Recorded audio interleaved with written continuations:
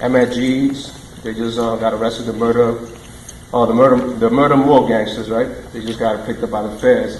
What are y'all doing, like the police department is doing, even the district attorney doing with the federal government to try to stop these guns, which you mentioned a little bit, but the follow-up to continue to stop these guns from reaching the hands of our kids, because these young youth are not able to go and get these guns themselves. These guns are being brought into our community by an outside force. You mentioned some names on that. I'd like to know what y'all doing, the police department, together with the district attorney and the federal government, to continue this push to try to stop these guns from coming in.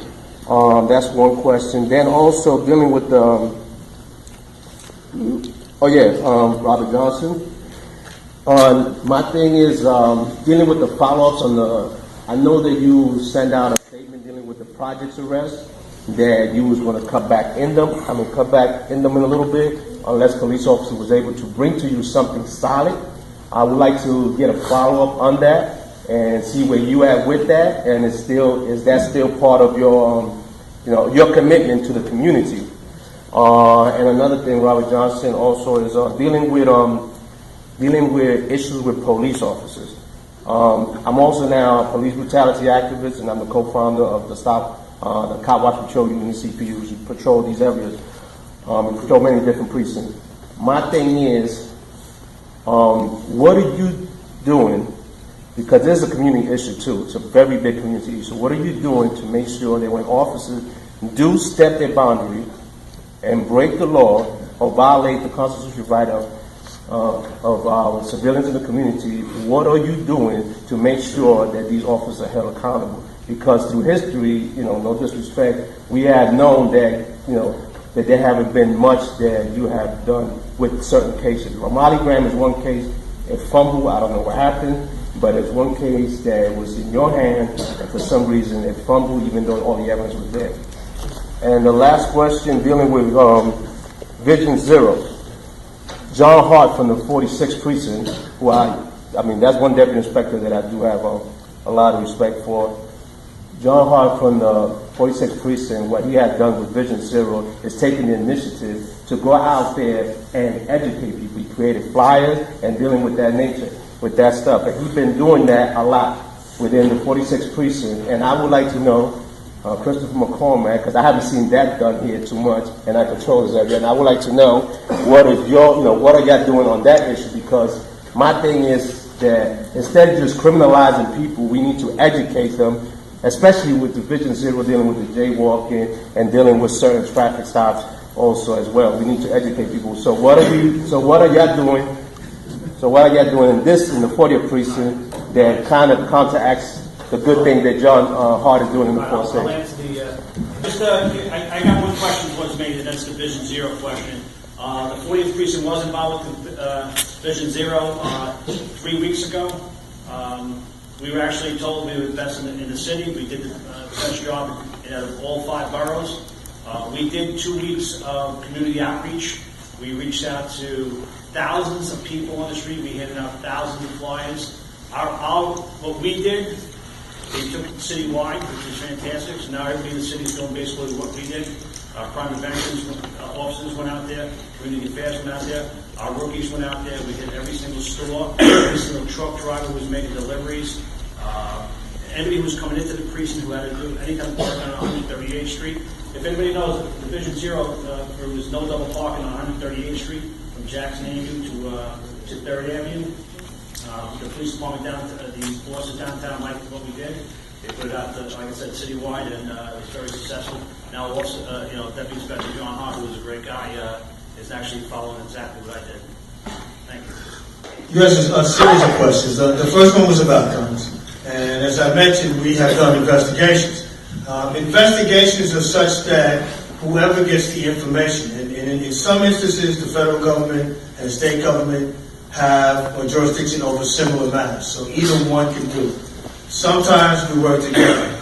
What happens is we work together either when we see a need or when we both begin an investigation that leads to the same targets at the same time. But there is coordination. We speak to them all the time. I think our office has one of the best relationships with the federal government, the U.S. attorneys in the Southern District, in terms of working together. Those cases I mentioned at the beginning of last year were cases that we did with the PD. The federal government usually works with alcohol, tobacco, and firearms. Where we do link up constantly is where the guns already have arrived in the state. And really the key to all of this, going even back before the investigations, is the federal statutes, or the federal statutes that permit the sale of guns in the way they're permitted in other states. There are many people who I stand beside them very often as voices against those statutes, but there are a lot of lobbyists who are paying money and supporting elected officials who find it very hard to turn their back on those manufacturers. And those officials who do not want to change those laws are, for the most part, not from our city. So that's a tough battle, because that's a political battle, and I don't see the numbers changing in the right way anytime soon.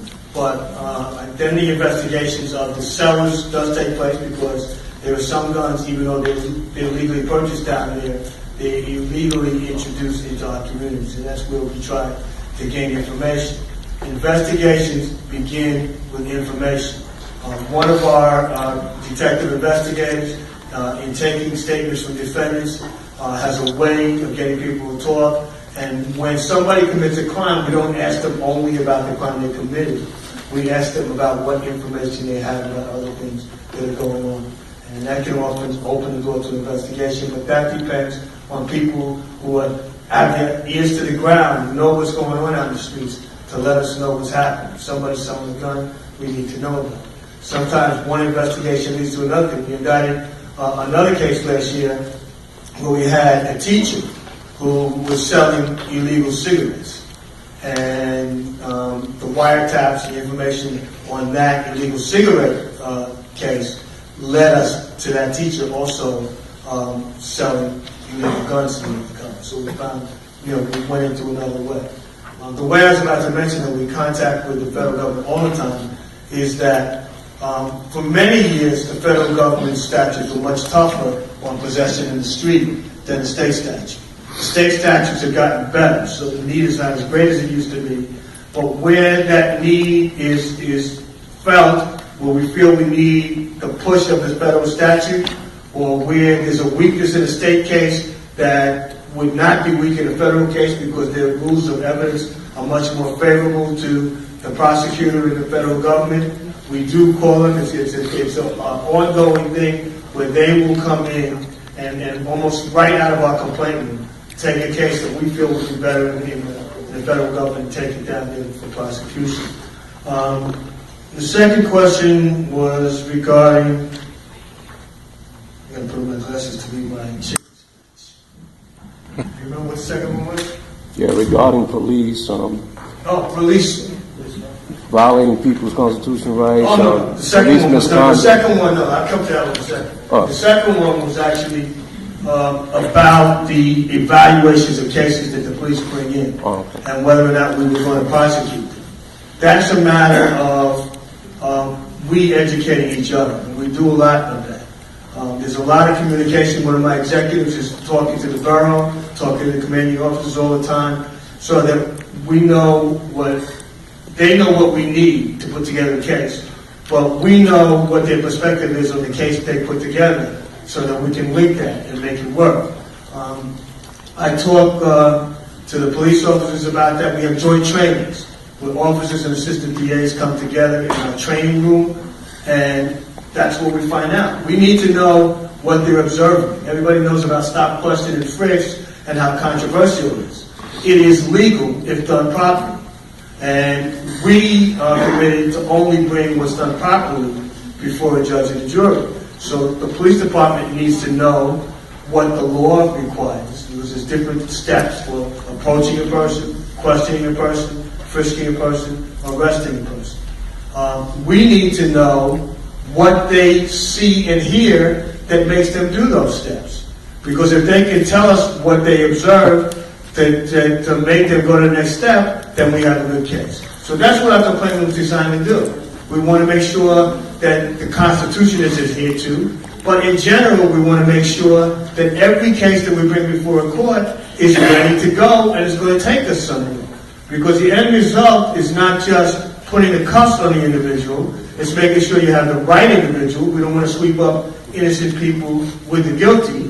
But when we have the guilty, we want to put together a case that's capable enough of convicting them. It's not just making an arrest. It's sometimes, if it's a felony, it's getting an indictment. If it's an indictment, it's getting a conviction, which means convincing 12 jurors beyond a reasonable doubt that every element of the crime has been committed. So we want to find that out as early as possible. And that's why we screen the way we do it in the playroom.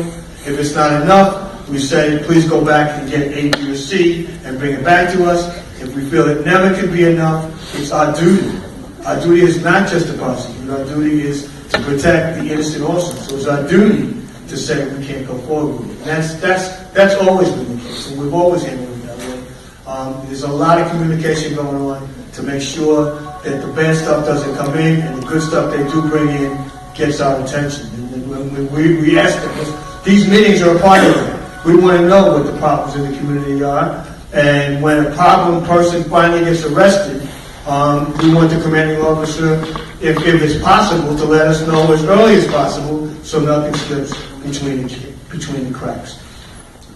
Your final question was about brutality. And in fact, I think you misstated at least one thing, because you said we don't do an awful lot. And I think that's based on a high-profile case like Romali Graham, which is not an easy case. And we did a thorough investigation, and we put it in the grand jury, and we got an indictment, and the judge dismissed the indictment. And I did not agree with the judge with his interpretation of what happened, but he is the judge. At that point, we had the option of either appealing what the judge did or going back into another grand jury.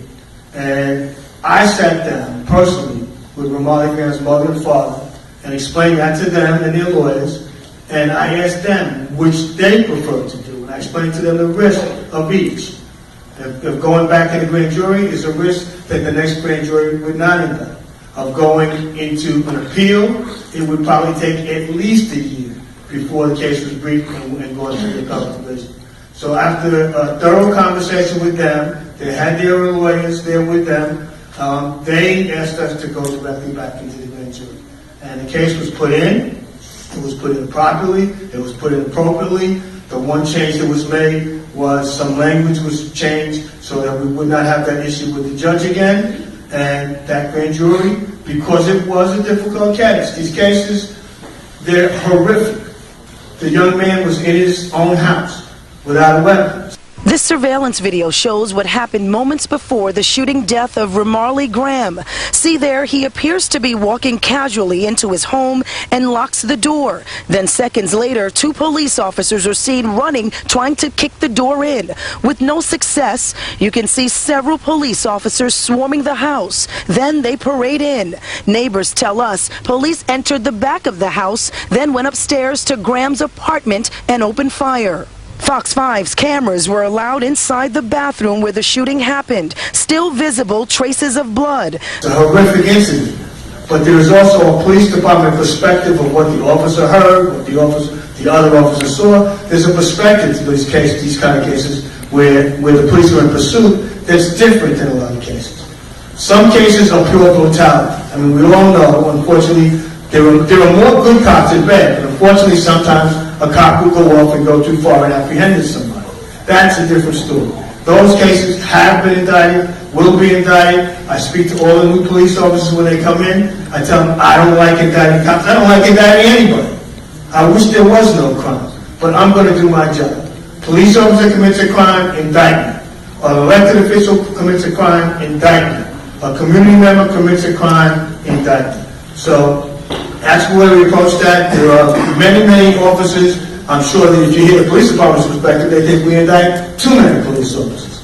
But we believe in holding people accountable. Where there's no justification for brutality, we proceed on it. We proceeded on Romali Graham, but it's the grand jury who makes that ultimate determination. And if you really think about it, when a case doesn't get to the grand jury, how much chance is it that we're going to get a conviction beyond a reasonable doubt before a petty jury, because the burden is low in the grand jury. So they're different about cases, but we give them our own, is the answer.